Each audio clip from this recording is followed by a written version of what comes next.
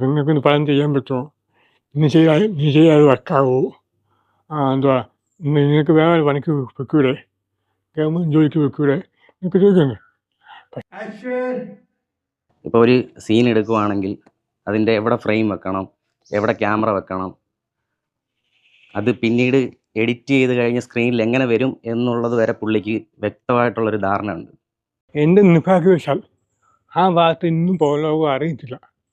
ഈ അവസ്ഥയിലും സ്വന്തമായിട്ട് കഥ എഴുതി, സ്വന്തമായിട്ട് സ്ക്രിപ്റ്റ് ചെയ്ത്, സ്വന്തമായിട്ട് ഡയറക്റ്റ് ചെയ്ത ഈ ഒരു മനുഷ്യനാണല്ലോ നമ്മൾ സപ്പോർട്ട് ചെയ്തെങ്കിൽ പിന്നെ വേറെ ആരെയും സപ്പോർട്ട് ചെയ്യണം. അത് ഈ വഴി നവംബർ 29 എൻ്റെ പടം റിലീസാണ്.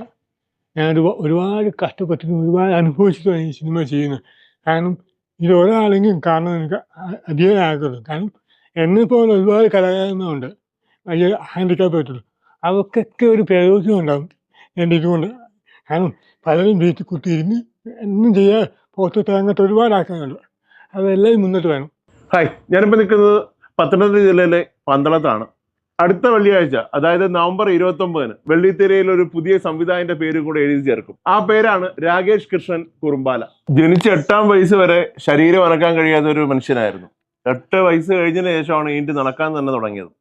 ഇപ്പോൾ സെറിബ്രൽ പാൾസി എന്ന രോഗം ബാധിച്ച് ആ രോഗത്തിനോട് പോരാടി ഒടുവിൽ മലയാള സിനിമയിലെ ഒരു സംവിധായകനായി. മലയാള സിനിമയിൽ നിന്നല്ല, ഇന്ത്യയിലെ തന്നെ ആദ്യത്തെ ഡയറക്ടർ എന്ന് വേണം പറയാൻ. കളമറ്റ് 24 എന്നാണ് അതിന്റെ പേര്.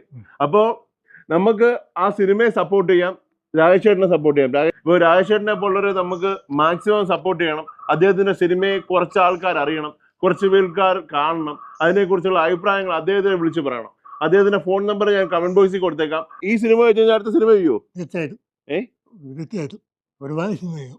നമസ്കാരം, എൻ്റെ പേര് രാജേഷ്. ഞാൻ പത്തനംതിട്ട ജില്ലയിലെ പന്തളം സ്വദേശിയാണ്. ഞാനിപ്പോൾ പടം ചെയ്തു. ആ പടത്തിൻ്റെ പേര് കളമറ്റ് 24. അത് ഈ നവംബർ 29 പടം റിലീസാവുക. സ്വപ്നമാണ്, പാശമാണ് സിനിമ.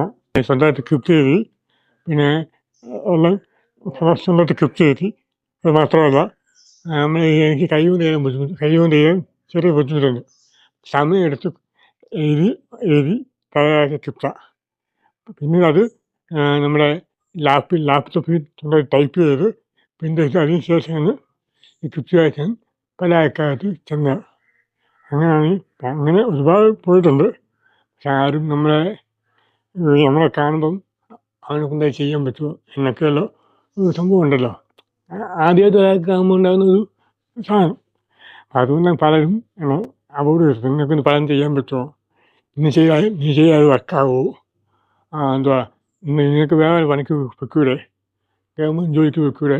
എന്നൊക്കെ ചോദിക്കുന്നു.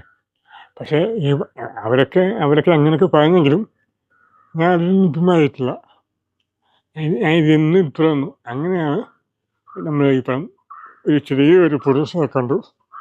അപ്പോൾ പുള്ളി വഴി കാര്യങ്ങളെല്ലാം പറഞ്ഞു. ഞാൻ ഇതിനിടയ്ക്ക് 4-5 ആൽബങ്ങളും ഷോർട്ട് ഫിലിമൊക്കെ ചെയ്തിട്ടുണ്ട്. അപ്പം അതിന് അവാർഡൊക്കെ കിട്ടിയിട്ടുണ്ട്. അതൊക്കെ കാണിച്ച് പുള്ളിയായിട്ട് നമുക്ക് ചെറിയ പ്രത്യേകിച്ച് പടം ചെയ്യാം. അങ്ങനെയാണ് ഞാനും കോൺട്രിബ്യൂട്ട് ചെയ്തു. പൈസ ഇൻവെസ്റ്റ് ചെയ്ത നല്ല മനുഷ്യനാരാണ്? പുള്ളി പേര് കായംകുളക്കാരനാണ്. പുള്ളിയുടെ പേര് കൊച്ചുമോൻ കുളക്കലാണ് പേര്. പുള്ളിയാണ് ഇങ്ങനെ കാര്യങ്ങളെല്ലാം പറഞ്ഞ് പുള്ളിയാണ് രാജേഷ് പേടിക്കണ്ട, നമുക്ക് ചെയ്യാമെന്ന് പറഞ്ഞു. CMK പ്രൊഡക്ഷൻ ആണ് പുള്ളിയുടെ പേര്. പുള്ളി ആദ്യമായിട്ട് ചെയ്യുന്ന പ്രൊഡക്ഷൻ കമ്പനി. പുള്ളിയും പിന്നെ ഞാനും ചേർന്നാണ് ഈ പടം പ്രൊഡ്യൂസ് ചെയ്ത് നോക്കുന്നത്. രാകേഷനെ പോലെയുള്ള ഒരാള് ഇങ്ങനൊരു സിനിമ എടുത്ത് സക്സസ് ആയ കാര്യമൊന്നും വലിയ വാർത്തയും വലിയ പ്രൊമോഷനും കാര്യങ്ങളൊന്നും ആയല്ലോ, എന്ത് പറ്റി? സത്യം പറഞ്ഞാൽ നമ്മൾ ഈ സിനിമ തുടങ്ങിയിട്ടിപ്പം ഏകദേശം ഒരു വർഷം കഴിഞ്ഞു. ഈ സിനിമയുടെ ഇടയ്ക്ക് വെച്ച് സിനിമ ഒന്ന് നിന്നുപോയി. കാരണം ഷൂട്ടെല്ലാം കംപ്ലീറ്റ് ചെയ്തു. അതും സാമ്പത്തികമായിട്ട് പ്രശ്നമുണ്ടായി. ആ സമയത്താണ് ഞാൻ മന്ത്രി ചെയ്യാൻ കണ്ടു. പുള്ളി ഞങ്ങൾക്ക് എൻ്റെ കാര്യങ്ങൾ അവസ്ഥയെല്ലാം പുള്ളി പറഞ്ഞു, നീ ഒന്നും പേടിക്കണ്ട, നിൻ്റെ കൂടെ തക്കാറുണ്ടെന്ന് പറഞ്ഞു. അങ്ങനെ പുള്ളി വഴിയാണ് ഞാൻ ഈ പടത്തിൻ്റെ ബാക്കിയുള്ള സെൻസറിങ്ങും മറ്റു തിയേറ്ററും എല്ലാം പുള്ളി വഴിയാണ് പോയത്. ഇതിനെ തുടർന്ന് പുള്ളി ഞാൻ പറയും, സാറേ 10% വിളിക്കട്ടതാണ്. തീർച്ചയായും 10% വിളിക്കണമെന്നാണ്. അങ്ങനെ കഴിഞ്ഞ നവംബർ 21-ാം തീയതി അതാണ് പ്രസ് മീറ്റ് വിളിച്ചത് തിരുവനന്തപുരത്ത്. അപ്പം ആ സമയത്ത് എല്ലാ പത്രക്കാരും ഉണ്ടായിരുന്നു. അപ്പം മിനിസ്റ്റർ പങ്കെടുത്ത പ്രസ് മീറ്റാണ്. അതിനകത്ത് എന്താണ് പറയുന്നത് എല്ലാ കാര്യങ്ങൾ മൊത്തം മന്ത്രി പറഞ്ഞിട്ടുണ്ടായിരുന്നു. പക്ഷേ എൻ്റെ നിർഭാഗ്യവശാൽ ആ വാർത്ത ഇന്നും പുറംലോകം അറിയത്തില്ല. എന്തുകൊണ്ടാണ് എനിക്കറിയത്തില്ല. അതിന് ഭയങ്കര വിഷമം നോക്കി. കാരണം നമ്മുടെ വെച്ച് പത്രസമൂഹമല്ലേ, നമ്മുടെ പാർട്ടിയിലെ വലിയ ആൾക്കാരൊന്നുമില്ല, എല്ലാം പുതിയ ആൾക്കാരാണ്. അപ്പം അത് അന്ന് എന്തോ ഒരു വിഷയം ഉണ്ടായിരുന്നു പറഞ്ഞു കേട്ടു. അത് വിഷയമായിക്കോട്ടെ. പക്ഷേ ഒരു 5 മിനിറ്റ് നമ്മളെ പറ്റി ഒരു വാർത്ത ഒന്ന് കൊടുക്കാൻ അവർ മനസ്സിലാക്കില്ലല്ലോ എന്നൊരു വിഷമമുള്ളൂ. പുതിയതായിട്ട് അഭിനയിക്കുകയാണ്, വലിയ എക്സ്പീരിയൻസ് ഒന്നുമില്ല, ആദ്യമായിട്ടാണ് നമ്മൾ സിനിമയിൽ പങ്കെടുക്കുന്നത്. എൻ്റെ പേര് സെയ്ഫ്, സ്ഥലം കായംകുളമാണ്. ആദ്യമായിട്ടാണ് ഞാൻ സിനിമയിൽ അഭിനയിക്കുന്നത്. നമ്മുടെ ഒരു ഫ്രണ്ട് വഴിയാണ് രാജേഷ് സാറിനെ പരിചയപ്പെടുന്നത്. പുള്ളിക്കാരന് ഫോട്ടോസും കാര്യങ്ങളൊക്കെ അയച്ചു കൊടുത്തു. അപ്പോൾ പുള്ളി തന്നെ നമ്മുടെ രാജേഷ് സാറിന് അയച്ചു കൊടുത്തു. അങ്ങനെ നേരിട്ട് കാണണമെന്ന് പറഞ്ഞു. കണ്ടു, സെലക്ട് ചെയ്തു. അങ്ങനെ ഓഡിഷൻ നടത്തി പിന്നെ അതിലേക്ക് സെലക്ട് ചെയ്തു. പിന്നെ ഒരാഴ്ചയോളം സിനിമയ്ക്ക് വേണ്ടി വർക്ക്ഷോപ്പും കാര്യങ്ങളും എല്ലാം തന്നു. ആദ്യമൊക്കെ കുറച്ച് ബുദ്ധിമുട്ടൊക്കെ ഉണ്ടായിരുന്നു, പുള്ളി പറയുന്നത് മനസ്സിലാവാനും കാര്യങ്ങളൊക്കെ ഇതാവാൻ കുറച്ച് ബുദ്ധിമുട്ടുണ്ടായിരുന്നു. പിന്നെ ഒരാഴ്ച കഴിഞ്ഞപ്പോഴത്തേക്ക് കേട്ട് എല്ലാം മനസ്സിലാവാനും എല്ലാം തുടങ്ങി. പിന്നെ നല്ല എക്സ്പീരിയൻസ് ആയിരുന്നു. നമ്മൾ 1 മാസത്തോളം ഈ പടം ഷൂട്ട് ചെയ്തു. ഈ പന്തളം, കൊല്ലം, കുളനട ഈ ഭാഗങ്ങളിലൊക്കെയാണ് ഷൂട്ട് ചെയ്തത്. ഒരുപാട് പ്രതിസന്ധികളിലൂടെ കടന്നു പോയിട്ടാണ് ഈ പടം ഇപ്പം റിലീസിലെത്തിയത്.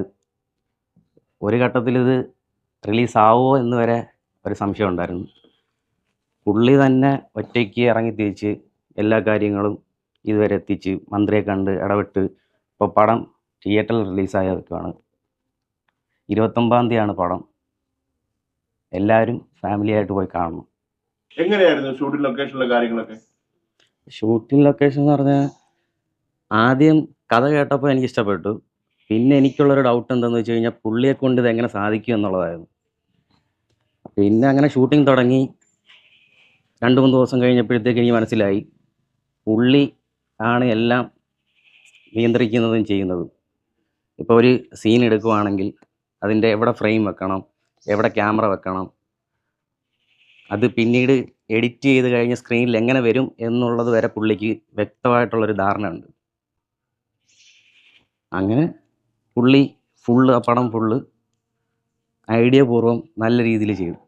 പിന്നെ ഏറ്റവും ഇഷ്ടപ്പെടുന്ന അമ്മയാണ്. പിന്നെ അച്ഛനുമുണ്ട്. പക്ഷേ അമ്മയാണ് എന്നെക്കൊണ്ട് എല്ലാ അച്ഛൻ ഇവിടെ ഇല്ല. അച്ഛൻ 10 ബാങ്ക് ജോലിയാണ്. ആ സമയത്ത് അമ്മ മാത്രമേ ഇവിടെ ഉള്ളൂ. പിന്നെ പെങ്ങളുമുണ്ട്. അമ്മ എന്നെപ്പറ്റി ഞാൻ 8 വയസ്സ് നടക്കത്തില്ലായിരുന്നു. ആ സമയത്തൊക്കെ അമ്മ ഭയങ്കര വിഷമിച്ച് നിന്നിട്ടുണ്ട്.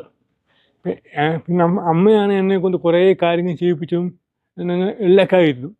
നീ ഒരു കാര്യത്തിൽ മാറി നിൽക്കല്ലേ, എല്ലാ കാര്യത്തിലും മറ്റുള്ളവരെ പോലെ നീ ഇതിലേക്ക് പോകണം, എങ്ങനെ ചെയ്യണം, അങ്ങനെയൊക്കെ പറഞ്ഞ് അവസാനം നിങ്ങളെ മുന്നിൽ ക്യാമറയെ മുന്നിൽ എത്തിക്കാൻ വരെ പ്രാപ്തരാക്കി.